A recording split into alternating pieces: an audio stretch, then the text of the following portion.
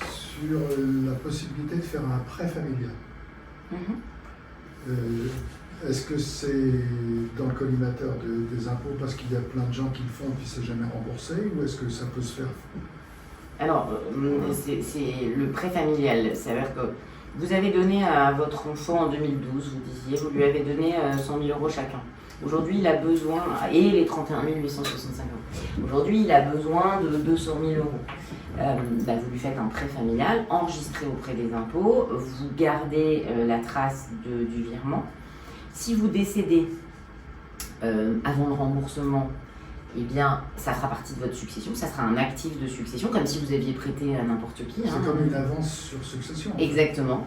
Et puis, si donc 2012 plus 15, 2027, si vous êtes toujours vivant en 2027, vous pouvez transformer ça en donation. Donc ça permet de pouvoir donner ces 200 000 euros avant 2027 sans attendre les 15 ans. Cette possibilité de faire un prêt familial. Et c'est pareil, c'est facile, hein, il y a un formulaire en ligne des impôts de reconnaissance de dette qui est facilement consultable et vous le faites juste enregistrer aux impôts. Et donc il n'y a pas d'obligation de remboursement périodique? Non. Ça peut être il faut forcément mettre un terme. Oui. Je pense que le terme d'ailleurs, ça peut être mon décès. Hein. Ça peut être 200 000 euros prêtés jusqu'à mon décès. Oui. Est-ce que ça peut être, dans le cas de notre fils, moi je renonce à mon héritage de ma mère au profit de mon fils, donc il a une certaine somme d'argent dont mon père a l'usufruit. Est-ce qu'on peut mettre ce prêt familial au décès de mon père, par exemple? Oui, tout à fait. Après, le taux d'intérêt, peut-être Non, j'en mettrai pas. mais 0. Le taux d'intérêt, on disait. Oui. Est-ce qu'il faut mettre un taux d'intérêt? Est-ce que le fait de prêter à taux zéro, il y a une présomption de donation? Moi, je pense pas. Moi, je mettrais un taux, mais d'ici 5 ans et avant que vous avez fait une donation, on en parle.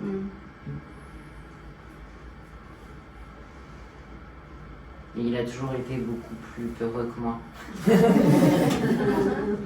Non, mais moi, voilà, après, une fois que vous avez dit aux gens le risque qu'ils prenaient et la responsabilité qu'ils encouraient à ne pas mettre de taux d'intérêt, voilà, chacun. Mais après, il faut regarder la jurisprudence, et là, je ne la connais pas par cœur sur les taux d'intérêt pour les prêts familiaux, mais il me semblait qu'on pouvait faire des prêts familiaux à 0%. Mais quand on parle de prêts familiaux, par exemple, un enfant qui va acheter un appartement, on peut lui faire un prêt familial pour qu'il achète un appartement? Oui, tout à fait. On en a beaucoup, c'est-à-dire on en a régulièrement. D'accord. Tout soit enregistré au fond. Ouais. Bien sûr, c'est le notaire en général. Reconnaissance de dette authentique chez le notaire. Et là, par contre, on ne peut pas dépasser une certaine somme, mais on peut donner... Ah non, vous donnez, si c'est un prêt, vous pouvez prêter 2 milliards si vous voulez. voulez. Il y a des parents qui prêtent 700, 800 000. Je regarde Christelle, c'était son cas, on était sur 700 ou 800 000 euros. 700 000 euros, ouais. Et par contre, ils ont fait un prêt sans... Alors eux, ils avaient fait un prêt sans... à titre gratuit pour leur fille. Par contre, comme il y avait le conjoint de leur fille, ils lui ont mis un taux pour lui. Oui, c'est ça, parce que je pense qu'effectivement, dans la... Il y avait un taux quand même pour le conjoint. Oui, parce que je pense que dans la jurisprudence, quand c'est un héritier, bon, mais quand c'est un étranger, le risque il est supérieur, hein, parce que si vous faites effectivement redresser, c'est 60% Bien sûr. sur une donation déguisée, donc là, faut pas trop rigoler avec ça. Oui, parce que c'est vrai que ça peut prétendre à une donation déguisée, malgré tout. Non. Aujourd'hui, vous avez 700 000 euros sur votre compte. Oui. Vous décédez, votre fils va payer sur les 700 000 euros qui sont sur votre compte. Demain, vous lui prêtez et vous décédez, il y a 700 000 euros à l'actif de votre succession. C'est juste que c'est une créance.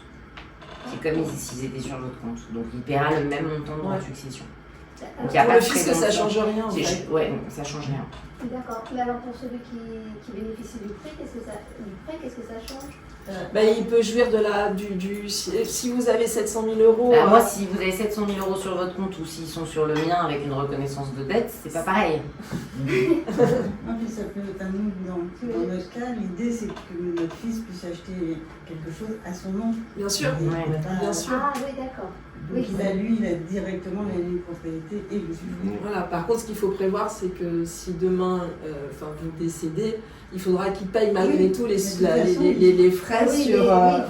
Très bien. sur cette somme-là. Oui, Donc, oui, d'accord. Je serais quand même curieuse de savoir combien de gens déclarent les reconnaissances de dette qu'ils font à leurs enfants si elles ne sont pas proches du décès. C'est-à-dire, si vous faites une reconnaissance de dette aujourd'hui et que vous mourrez dans 12 ans, je suis curieuse de savoir qui le dit à son notaire et le met dans la déclaration de succession. Pour nous, ce qu'il y a eu, c'était effectivement, c'est passé parce qu'on l'a su et que c'était dans Oui, non, dans moi je l'ai lundi. et, Moi je l'ai lundi. J'ai un prêt familial parce que la banque mettait trop de temps et donc. Et voilà. on l'a beaucoup vu justement, puisqu'en 2023, quand les banques ont arrêté de prêter, c'est devenu, on a eu beaucoup de familles qui ont prêté de l'argent du coup à leurs enfants qui ne pouvaient plus acquérir en fait. Oui, normalement c'est neutre pour le fisc. Ok. Ok, oui, c'est vrai, 12 ans après. Et c'est là où vous avez dit que Quand vous avez un enfant unique, parce qu'évidemment si vous prêtez à un et que vous en avez trois, Bien ça, sûr. c'est Bien sûr, bien sûr. et c'est là où vous avez dit que si vous prêtez de l'argent maintenant à votre enfant et que vous mourrez dans 12 ans, par rapport à un autre enfant, la somme que vous avez prêtée en 2025 ne sera pas réévaluée par rapport à la valeur de Non, parce que vous 2037. avez raison. Si vous C'est lui ça. donnez 12 ans avant votre décès et qu'il s'en sert pour acheter son appartement, Oui. là c'est réévalué. Alors Oui. que si vous lui prêtez 12 ans avant de décéder une somme et que vous ne prévoyez pas de taux d'intérêt, Oui. il doit cette somme Mais sans réévaluation. sans réévaluation, exactement. D'accord. Ouais. Merci. Complexe. Oui, c'est pour ça qu'il faut voir un notaire. Et une question qui n'a rien à voir. Est-il exact que lors du décès d'un des conjoints, le conjoint survivant peut payer les droits de succession de ses enfants? Alors, oui, mais c'est une tolérance fiscale, je ne sais pas combien de temps ça durera. C'est souvent le cas. Oui, mais c'est une tolérance. Alors, en réalité, donc imaginez, pardon monsieur, vous mourrez. Madame est le conjoint survivant. On mourra tous. Exactement. Madame est le conjoint survivant et vous me dites elle a le droit de payer les droits de notre fils. Elle a 500 000 euros sur un compte qu'elle va conserver puisqu'elle est usufruitière et elle va payer 100 000 euros pour votre fils. En réalité, au décès de madame, votre fils, il y a une créance de restitution. C'est-à-dire ma mère usufruitière a reçu 500 000 euros, j'étais nue propriétaire. Je vais les déduire au passif, il n'y a pas de droit de succession à payer puisque je les ai déjà payés au décès de mon père. On déduira de la créance de restitution le montant des droits que vous avez payés pour lui. Donc en fait, c'est pas cadeau tout le temps, quoi. C'est-à-dire Ah oui, que, d'accord. c'est pas, en réalité, c'est pas un cadeau. En fait, on ne fait que différer le paiement. Exactement. Mais c'est important dans le cas où un héritier n'a pas de quoi payer les droits. Oui, mais quand vous avez un héritier qui reçoit seulement de la nue propriété, en fait, il n'a pas d'obligation de payer les droits. Dans les 6 mois, il a l'obligation de déposer une déclaration de succession et une demande de paiement différé au décès de l'usufruitier, avec une garantie sur un bien immobilier. Et donc, alors il y a un petit taux d'intérêt ensuite à payer, c'est pas gratuit ce que vous prête l'État, mais c'est quand même un taux d'intérêt qui est relativement faible. Donc c'est quand même plus intéressant si vous n'avez pas la possibilité de le faire, de le reporter au décès de l'usufruitier. Parce que j'avais cru comprendre que les héritiers étaient solidaires vis-à-vis du fils. Oui. Donc il faut, si on reporte, c'est tous les héritiers reportent. Non. Ah non? Non, chacun peut faire un choix différent, mais celui qui ne reporte pas et qui donc demande à bénéficier du paiement différé, les autres sont solidaires avec lui au moment où il devra payer les droits, oui. C'est-à-dire que s'ils ne payent pas, c'est les autres qui vont Oui. payer. Ah non, mais avec après, l'héritier qui paye pour son frère ou sa sœur, ensuite, il se retourne contre son frère et sa sœur pour demander le remboursement. Après, s'il n'est pas solvable, c'est difficile. Et dans une succession, quand vous êtes taxable, c'est que normalement, vous recevez quelque chose. Oui, mais quand on est ingrat. vous a marqué. Hein. Non, mais j'aime beaucoup l'expression, je ne savais pas comment le qualifier. Alors l'ingratitude juridique, c'est assez drôle, on le met dans les donations, c'est une des clauses de nos donations.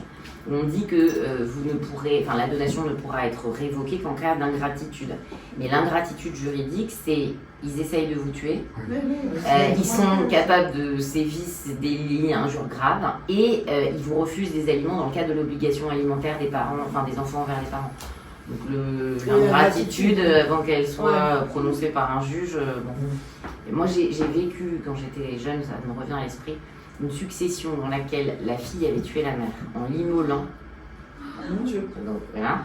Et ben elle n'a pas été jugée ingrate. Le juge a considéré qu'elle n'avait pas toute sa tête à ce moment-là et qu'elle pouvait éviter quand même. Bah oui. Alors elle était en prison, on n'avait pas réglé la succession. Et quand elle est venue régler la succession, elle m'a dit, j'étais jeune, j'étais hyper. Elle m'a dit, bah, vous en avez mis un temps à régler cette succession. Oui, enfin, compte tenu du fait que vous étiez en prison, madame. Non, mais c'était hallucinant, elle avait l'air parfaitement normale. Hein. C'est vrai que l'ingratitude, le niveau d'ingratitude peut être. Bon, il faudrait que je trouve un autre adjectif. Mais pour ça, c'est bien, ça me plaisait bien. Donc je dirais que pour conclure, il faut préparer sa succession, il faut venir vous voir, ça c'est important. Et qu'en fait, il peut y avoir différentes solutions suivant aussi le type de patrimoine qu'on a, c'est ça en fait. Le nombre d'enfants, la façon dont on est marié, est-ce que les enfants sont communs ou pas. La solution, elle n'est jamais la même pour les gens. Oui, donc il n'y a pas de... D'abord, Son on régime a compris qu'il n'y avait matrimonial. pas de solution miracle, Non. parce qu'on passe toujours par la case fiscale. Mais il y a quand même des gens qui se débrouillent très très bien. Très bien. Ouais. C'est-à-dire qu'avec Il faut avoir souvent beaucoup un d'argent. enfant, en sachant qu'on n'a qu'un abattement, etc., ils s'y prennent tôt, ils font de l'assurance vie, et vraiment d'une succession à l'autre, je pense que les droits peuvent être multipliés par 10 peut-être. Alors donc du coup, il faut s'y prendre. Donc à partir de 50 ans le plus tôt possible. Bon, c'est vrai qu'en général on s'en inquiète pas beaucoup avant, mais il faut s'y prendre tôt. Il faut effectivement venir vous voir et peut-être régulièrement parce que nos familles peuvent effectivement aussi évoluer. Absolument. Ce qui nous arrive quand même beaucoup aujourd'hui. Donc voilà, donc se préparer assez tôt, je pense qu'il n'y a pas de... on a bien compris qu'il y a Faire pas un de solution. bilan, quoi. Et faire un bilan régulier. Ce qui est très étrange, moi j'ai l'impression que ceux qui ont subi la non-préparation de la succession de leurs parents et qui ont râlé à payer des droits exorbitants ne sont pas forcément ceux qui se préparent non plus pour la suite, bizarrement. Ah oui. Oui, c'est vrai ça. C'est très étrange, ou alors c'est très français de râler, mais en fait ils font rien. Donc, Mais par contre, il faut vraiment s'en occuper. moi je C'est le trouve cas aussi, contraire ici. Bravo, bravo. ouais, je trouve qu'on n'en parle pas assez, par exemple, de commencer très tôt les donations, tout ça. On n'entend pas tellement parler de ça. Enfin, j'avoue Il que. faut lire les magazines patrimoniaux. Non, mais moi je sais que quand je parle autour de moi, on me dit ah bon. Non, mais c'est psychologique. Hein.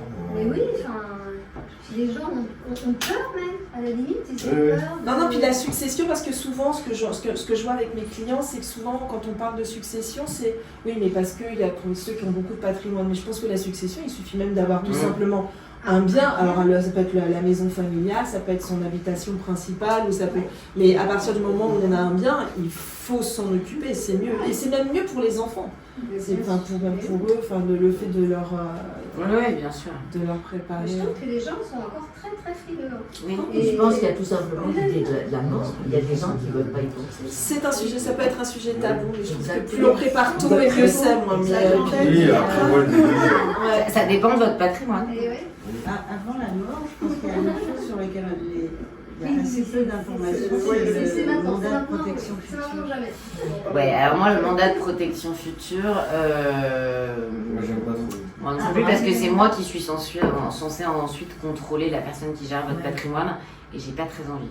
Alors, vous pouvez nous expliquer parce qu'on va partir Le mandat de protection future, c'est je nomme aujourd'hui la personne qui sera en gros mon tuteur quand j'aurai plus ma tête. D'accord. Et donc souvent quand même c'est des gens qui n'ont pas d'enfants qui viennent nous voir en nous disant je suis embêtée, j'ai pas d'enfant, mais j'ai cette dame proche de moi, j'ai toute confiance en elle, etc. Et c'est super, mais sauf que le jour où il faut mettre en place le mandat, c'est moi, notaire, qui ai signé le mandat de protection future, qui fait le boulot du juge des tutelles, c'est-à-dire qui tous les ans doit regarder vos comptes faits par... Ah, ok. Et la responsabilité, elle est quand même gigantesque. Hein. Et la rémunération. On sait le faire entre inexistence.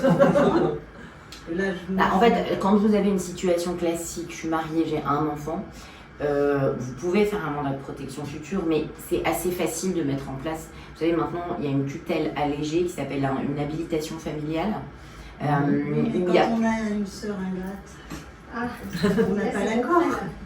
Mais pourquoi votre sœur, elle interviendrait dans la Non, gestion de Non, votre... là, on parle Non, de... l'habilitation familiale, il faut l'accord de... Mais de vos parents, alors là, vous dites. C'est mon père, là. on est Oui, ah oui, de vos parents, La oui. succession de ma mère est Oui, oui, oui. bloquée parce que la tutelle Non, non, mais- n'est toujours pas Oui, oui. prononcée. Non, mais c'est sûr que quand on a une sœur ingrate, là, oui, il faut faire un mandat de protection future. Mais c'est vrai que nous, ça nous stresse un peu parce que aller vérifier ce que vous faites dans les comptes de votre mère et être responsable de ça, alors que vous avez une sœur ingrate et que vous allez essayer de... Non, je rigole, mais c'est quand même une grosse responsabilité qui n'est pas Ah, je rémunérée, savais pas évidemment. que c'était ça. Parce que là, Ouais. bon, enfin, je prends mon cas personnel, la demande de mise sous tutelle de mon père est en cours depuis le mois de février et je n'aurai rien avant septembre. Donc la succession. Oui, et c'est surtout que là, l'habilitation familiale, il faut que votre sœur donne son accord, elle ne le fera pas, c'est ce que vous dites. Oui. Et que vous soyez nommé tuteur, il faut que le juge le fasse contre l'avis de votre sœur. Je pense qu'il ne prendra pas la responsabilité non plus. Apparemment, à la Et en rentrée, il attendant, semble- la succession ne peut pas être débouclée et on commence à être en retard sur le paiement des droits. La succession, elle peut avancer un peu parce qu'en fait, vous pouvez signer l'acte de notoriété, vous pouvez signer, à mon avis, des attestations immobilières, Ouais. mais vous ne pouvez pas vendre. Donc si vous avez besoin de vendre pour Non, payer les là-bas, ventes. je sais pas, mais- Ouais, ça peut avancer. Ouais, ça peut avancer sans le conjoint survivant. Je sais pas, moi j'ai fait un mandat de protection future, c'est mes 3 enfants qui sont les responsables et ma soeur, et qui n'est pas là, pour l'instant. Et j'ai un gestionnaire en patrimoine qui les aidera à gérer le quotidien jusqu'à ce que tout soit géré, puis c'est tout. Parce que Ça m'a pas paru. Non, mais c'est très bien pour vous, c'est pour moi que c'est... Dans le terme, ouais. Non, mais en fait, c'est un peu au cas par cas. C'est-à-dire que, Oui. effectivement, le client que je connais depuis 10 ans et qui me dit je vais mettre mes 3 enfants et ma sœur, je connais les 3 enfants, ils sont très bien. Il n'y a aucun problème. De toute Oui. façon, ils seront et les mandataires et ensuite les héritiers. Donc, ils ne Oui. vont pas se voler eux-mêmes. Hein, qui Oui. va aller se plaindre demain? En revanche, si vous me dites j'ai pas d'enfant, je vais faire un testament, je laisse, je sais pas qui, à mon voisin du dessous, voilà. Mais je vais mettre un mandat de protection future au profit de je sais pas qui, un tiers. Là, au décès, c'est sûr que l'héritier ou le légataire, il va regarder ce qui s'est passé pendant le mandat de protection future. Potentiellement, il va dire que ça n'a pas été bien géré et il va dire ah mais le notaire n'a pas bien regardé. Bon, voilà. Donc bon, ça dépend des cas, Oui. évidemment. Par contre, vous avez parlé avant les 70 ans de l'assurance vie. Donc, une fois qu'on a placé de l'argent dans l'immobilier et tout, effectivement, qu'il reste de la liquidité, peut-être effectivement une assurance vie, mais le risque zéro dans l'assurance vie n'existe pas. Si. Si Enfin, il existe autant que quand il est sur votre compte courant, quoi, je veux dire. D'accord. Si vous n'êtes pas, alors j'y connais rien, je suis pas du tout assureur, je suis ni banquier ni expert comptable, donc je ne connais rien. Mais vous avez quand même des placements possibles sécurisés. L'assurance vie, c'est juste une enveloppe et après vous y mettez ce que vous voulez dedans. Donc si vous dites je veux un placement sécurisé, il va vous mettre que du sécurisé. Il va acheter des obligations, je sais pas quoi, mais il vous mettra pas d'action, quoi. D'accord. Mais c'est mieux que de laisser de la liquidité au cas de ce. Ah bah bien sûr. Voilà. Avant 70 ans, il faut tout mettre en... Enfin, j'exagère un peu, mais Sécuriser, tout ce c'est qu'on vrai. peut en assurance vie, parce que c'est vrai. Alors, il y a un sujet avec les compagnies d'assurance qui manquent de transparence, qui sont... C'est occulte ce qui se passe dans les compagnies d'assurance, c'est terrible. Mais ça reste encore un levier fiscal extrêmement intéressant. Parce que, en plus des 152 500 € d'abattement par bénéficiaire dont je vous ai parlé, si vous mettez 1 million d'euros en assurance vie, il y a les 152 000 et ensuite ils sont taxables à 20% jusqu'à 700 000 en plus des abattements dans la succession. Donc ça les évite de passer aux 45% dont on parlait. Et quand vous n'avez pas d'enfants et que vous donnez en ligne collatérale, enfin vous laissez des neveux par exemple qui sont taxables à 55% dans votre succession, dans votre assurance vie, ils ont à nouveau l'abattement de 152 000 et les taxes à 20%, ce qui, en ligne collatérale, est merveilleux. Donc non, ça a un intérêt fiscal évident. En transmission, je ne parle pas des impôts sur le revenu, parce que ça, ce n'est pas mon sujet. D'accord. Et dans ce que je vois aussi, ce que j'ai vu, c'est que quand on a un patrimoine, ce qui est aussi important, en tout cas en tant que parent vis-à-vis de ses enfants, c'est aussi de bien valoriser son patrimoine, parce que j'ai vu aussi plusieurs clients qui ont minoré le patrimoine de façon assez importante, et de se retrouver ensuite au moment de la succession et d'avoir se retrouvé avec un contrôle fiscal. C'est le grand enjeu français. Succession ou vente. Succession ou vente, ouais. Mais du coup, c'est pas un cadeau pour les enfants non plus à ce moment-là. C'est qu'on a l'impression de leur transmettre un patrimoine assez important, mais si on ne l'a pas bien valorisé, alors ça peut être dans une SCI ou tout simplement... Vous avez un redressement IFI. Et vous retrouvez... Et le redressement IFI, vous le mettez au passif de la succession. Donc vous ne payez pas de droit de succession quand même dessus. D'accord, ok. Mais c'est vrai que les gens ont tendance à vraiment sous-valoriser beaucoup dans l'IFI, ce qui est moins possible en succession. Et donc oui, on est toujours confronté à un risque de redressement IFI. Qu'est-ce qui se passe dans Merci. situation où une maison est évaluée par le notaire pour révéler le patrimoine de la succession, qu'elle reste dans l'usufruit du conjoint survivant, et quand on en hérite 10 ans après, et qu'elle vaut la moitié du prix, parce que le prix immobilier, c'est tant pis pour c'est vous. perdu. Non, le fisc ne va pas vous rendre de l'argent. Est-ce que vous pourriez essayer de vendre et de lui demander qu'il vous rembourse parce que vous faites une moins-value, comme lui prend de l'argent quand vous faites une plus-value, mais je ne crois pas que ça va marcher. Ils ont pas prévu. Non, parce que dans un sens ça marche, mais pas dans l'autre. Non.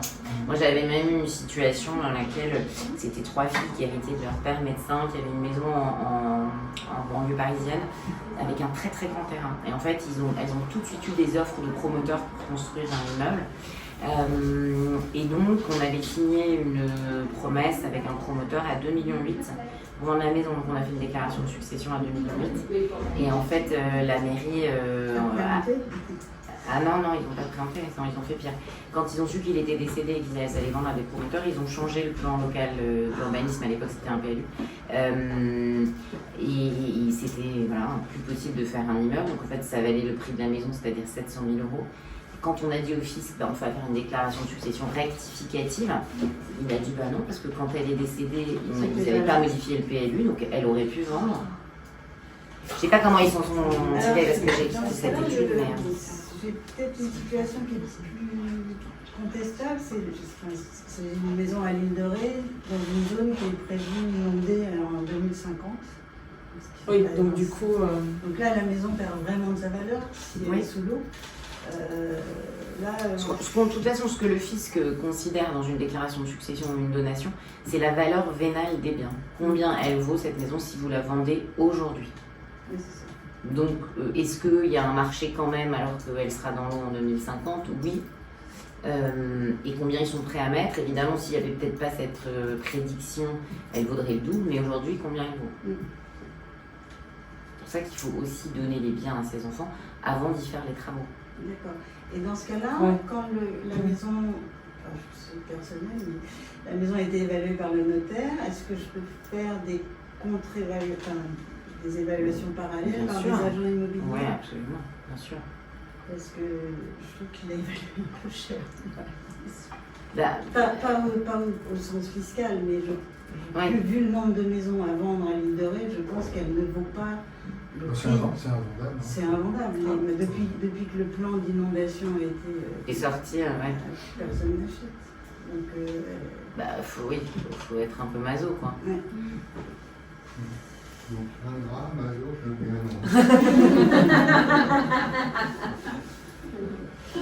Oui, donc peut-être la faire. Ok. Eh bien, merci beaucoup. Oui. Merci à vous. Merci beaucoup. C'était très instructif. Merci. Merci.